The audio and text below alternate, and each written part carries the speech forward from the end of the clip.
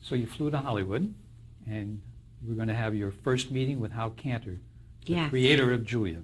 That's correct. And you were preparing for that. Yes, well, that's what it's all about. Preparation, preparation, preparation. And as I mentioned to you, Hal was not exactly ecstatic about having this meeting. It was not something he felt I could do. So naturally, I worked on it even harder. But when I walked in the door, he said to my agent, that young lady that just came through the door, you know, if Diahann Carroll looked like that, I could understand it because, you know, she could be. And my agent said, thank God that is Diahann. And he said, she doesn't look like Diahann. He said, no, that's Diahann. So I went over and I sat down, and Hal said, what have you done to yourself? I said, you'll never believe it. It took 3 days, but I did it. And that was a very important, that experience for television. That was NBC. We shot at 20th Century Fox. And everyone was on the line, and everyone was scared because we were saying to the country, we're going to present a very upper middle class black woman raising her child, and her major concentration will not be about suffering in the ghetto. And we don't know if you're going to buy it, but this is what we're going to do. Take a different point of view about blacks in the United States. There were many people who were very, very incensed about that. They felt that we don't have that many opportunities on television or in film to present our plight as the underdog, as the one who was not allowed to enter all of the finer houses of education. The suffering was much too acute for us to be so trivial, they felt, as to present a middle-class woman who was dealing with the business of being a nurse in a huge, very successful aerospace. And no father in the household either. And no black male was the argument. No black male. No father, no image for the children of Hispanic, all ethnics, to relate to a father. That was a very loud criticism, very often. So we were of the opinion that what we were doing was important, and we never varied from, we never left that point of view. Even though some of the criticism, of course, was valid, but that's not what we were doing. And we were of a mind that that was a different show. We were allowed to have this show.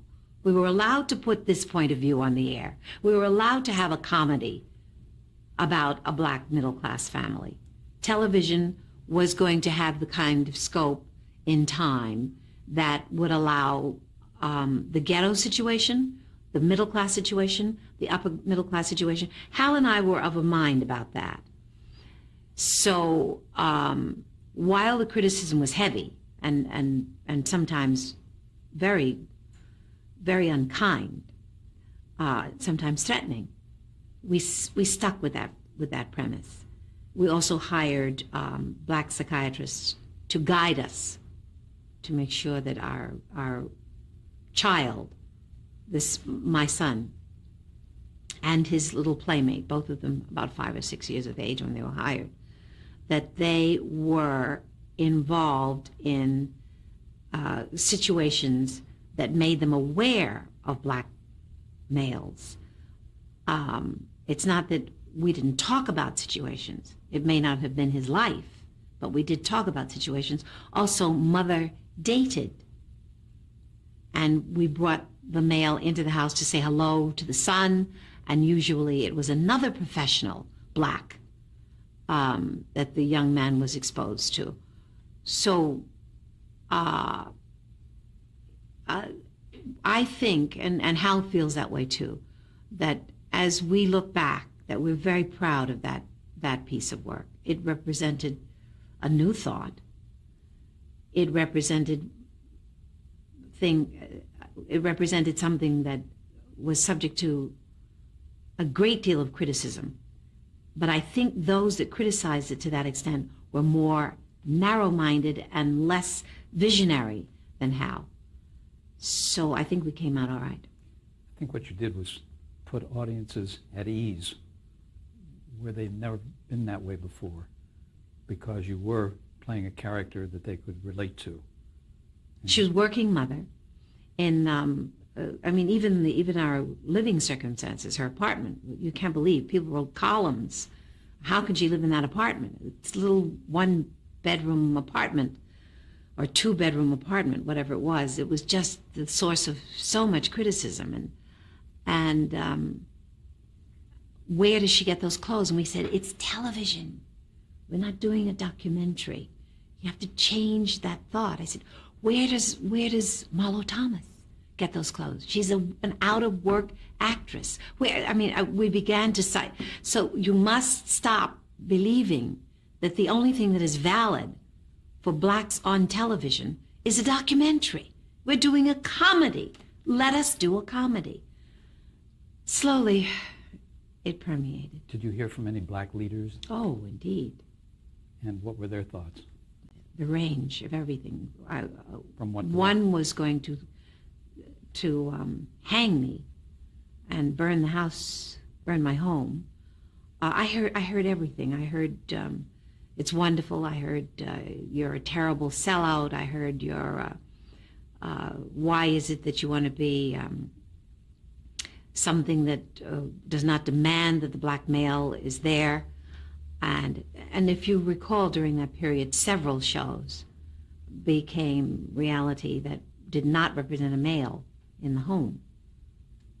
There were single women's issues were beginning to be addressed, and Hal knew that, and that's what we were doing, very, very, very well. I thought, but we were highly criticized for it. Excuse me. Do you recall where he got the inspiration? Yes, yes.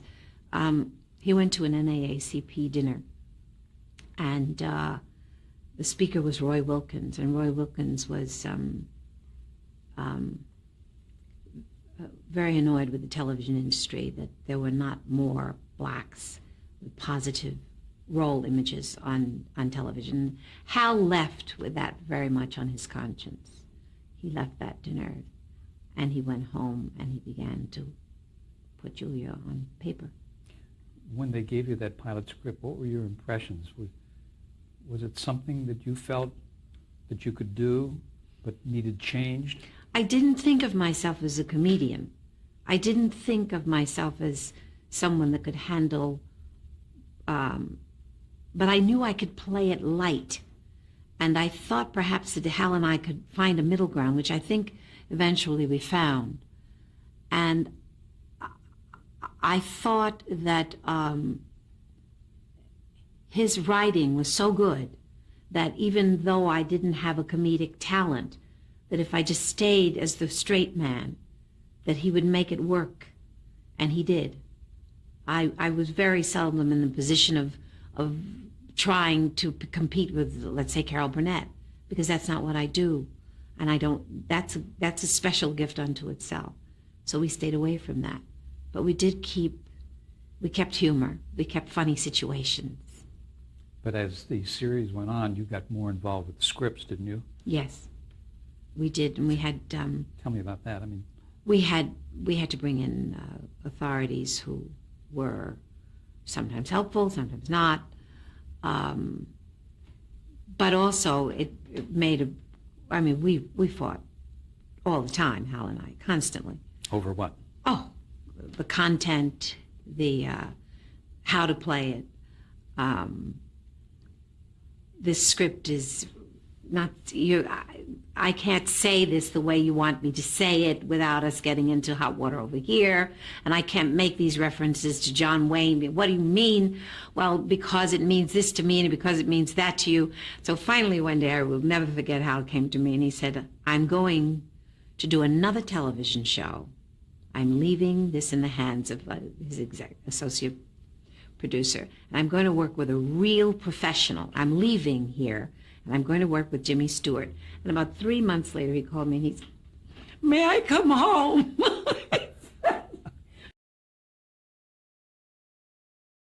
You think that she is one of the reasons why Black people have come so far in acting? I've had enough.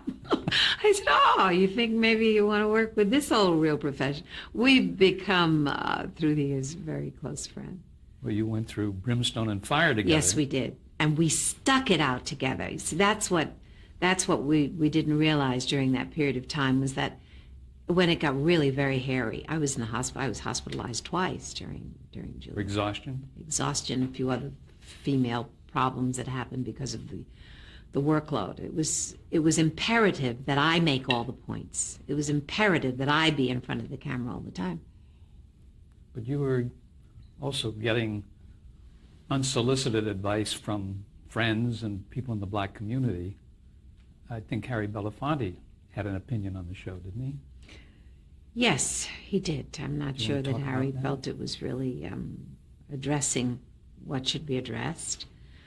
And I remember that James Baldwin felt that it was. He felt that there was something about it that was necessary. I remember that James Garner was one of the most helpful people, because he said, you must always remember how few people really understand what television is all about. And this is not film. This is television. This is going into the homes of people every week. And that is an art unto itself. And you must remember that once you establish this character with your audience, then your next problem is going to be, how do you make them forget Julia? So this is an ongoing process, and you're just beginning, and remember, I'm here, I'm your friend, and he was, always. Wonderful. What about your preparation here, preparing for the character of Julia Baker? What did you do? I had an instructor. I had someone that I worked with on almost the first year. Also, there were a couple of directors who were very good at making me lighter, because I dealt always with material that was heavy. And eventually it became my second skin. I mean, I knew her better than anyone knew her. Can you compare this role to the way other Black women had been portrayed in television prior to this? You had a freedom about it. Julia, there was nothing to compare. Julia was the first. Julia was the first non-conventional, educated, single mother who was outspoken. She dated. She raised her child, and the neighbor, who was white, they had a real relationship. They talked about things. They talked about men, and they talked about raising children. They had, in the context of a comedy, they had a real relationship. So there was no predecessor. And did you see a growth in the character? I mean, week by week, in terms of the stories that you were doing? There were some weeks, of course, when the scripts were just magnificent. I mean, you can't do that every week in a sitcom. And there were other times, of course, when we were going for something lighter. What did you think about the script? But for the most part, I think that we were very much in tune with what we wanted to say and how we wanted to say it. I think that's really the success. It's on the air again, by the way. It's on TV Land, and it's on Nick at Night, and I'm very happy about that. That a new generation will see the beginning of television, the integration of television, without being a servant, which was primarily what the television viewing audience had been exposed to in terms of blacks on television. And Which began with Stephen Fetchit in the movies. that's right.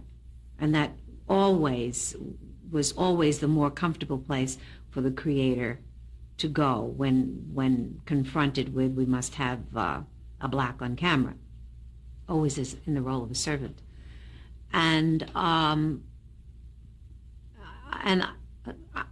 just feel that it was a step in television that has helped to lead us where we are today. The numbers, the Nielsen ratings were exquisite, and that meant that America was not uncomfortable with this black woman and her son. So we can move on from here. You were number one your first year. That's right. That's right. And don't think we weren't proud of that. And you talked about the exhausting work that you were doing. Describe a schedule for the show. What time did you get to the studio? 5:30, 6:30. And what time were you able to leave to go home?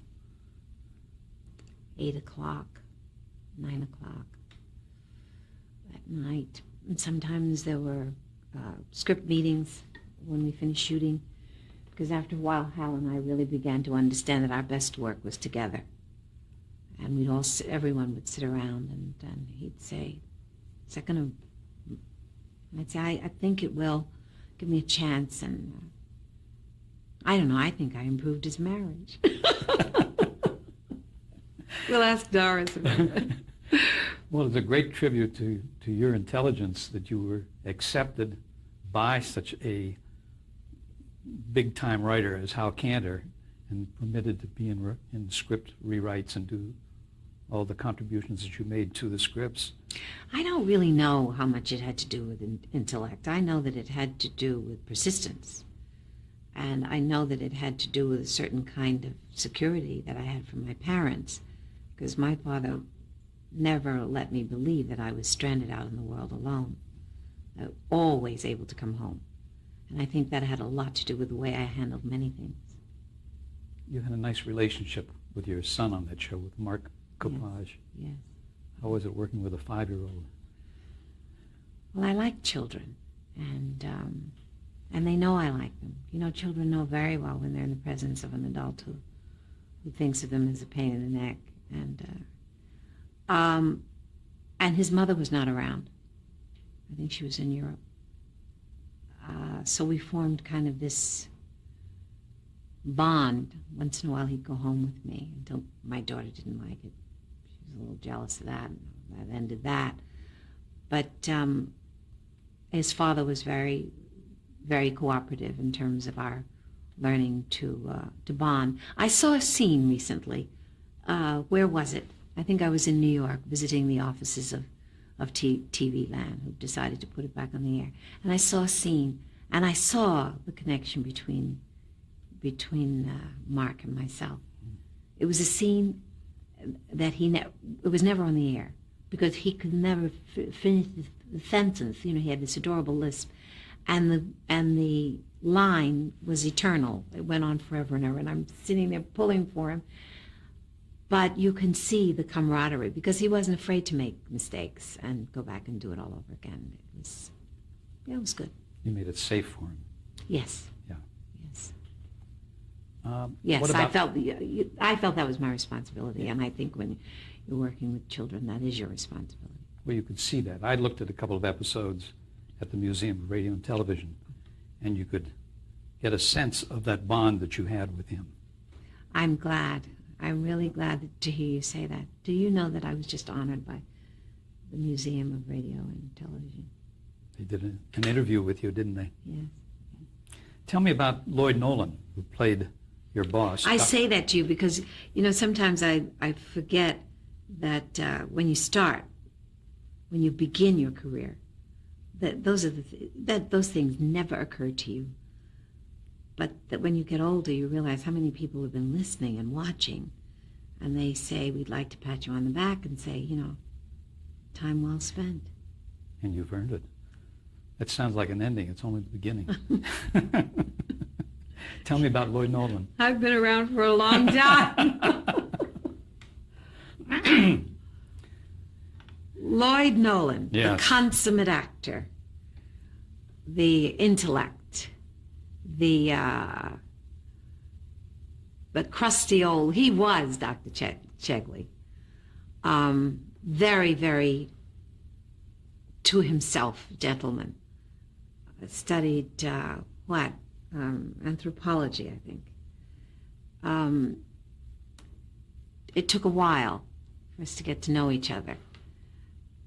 But what he liked was that I worked hard, because he worked hard. But the scene between the two of you in the pilot, the scene on the telephone, you remember that? Oh, yes. Could you just, so we refresh our audience here with it? Yeah, this was 1960. 1968.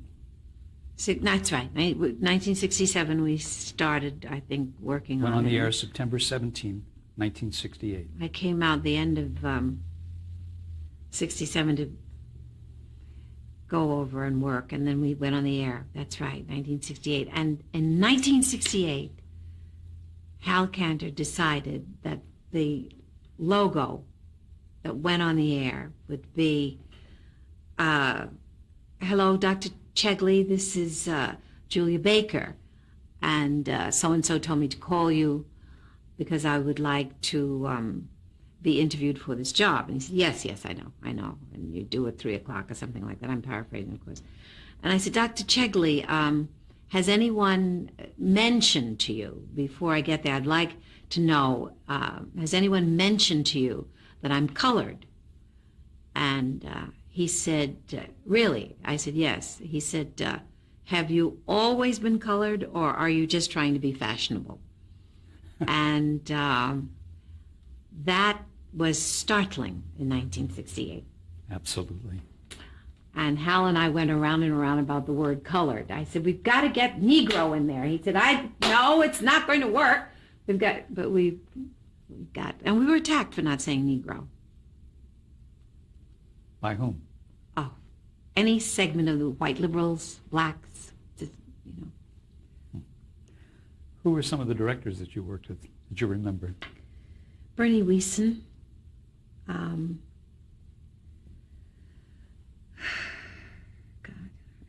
Jay Sandridge, I think, did some? Yes, that's right. Mm-hmm. That's right. Mm-hmm. We had good directors. Fine directors wanted to do the show, which was a compliment to all of us. And the other people in the cast, Ned Glass, That's right. Mary Wicks, That's right. Paul Winfield, you had really good people. And my neighbor, Marie Wagadorn, was played by, God, she was good. That'll come to me. Betty Beard. Betty Beard. Yeah. We worked together every day. And the writers, do you remember any of them?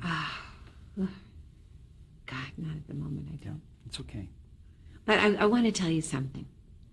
Remember I told you about that feeling that I had always when I was on a set, that everyone felt that it was, a one-time thing, or eventually we had such a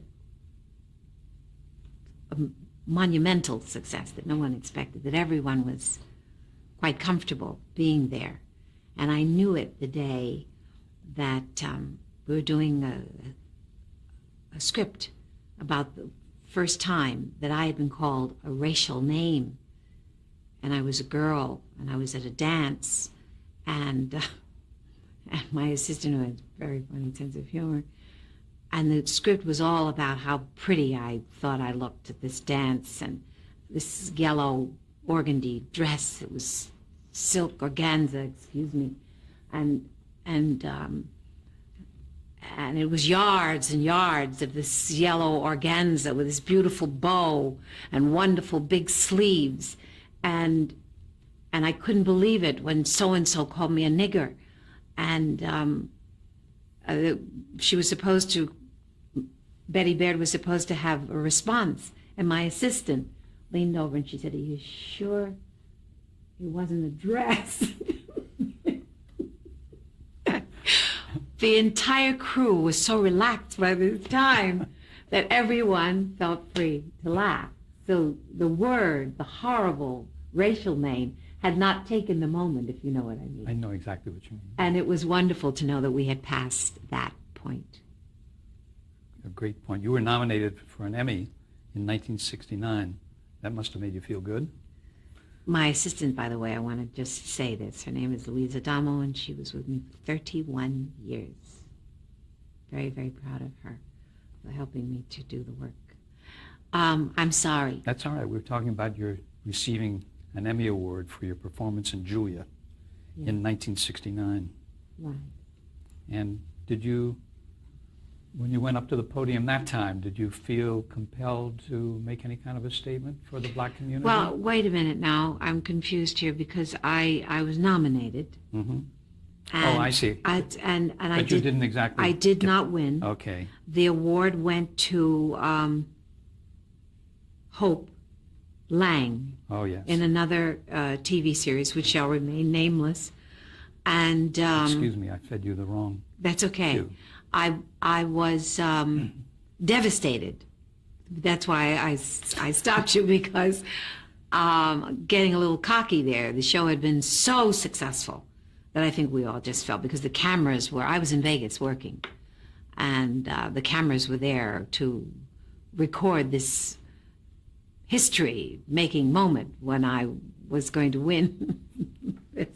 And I lost. And I naturally, you have to do I complimented and I was happy for her, but I really wasn't. I wanted it. You should have had it. Let's stop here for a moment and change tapes. Okay. Watch Diahann Carroll interview, part 5 of 8. Let me know what you think about this video.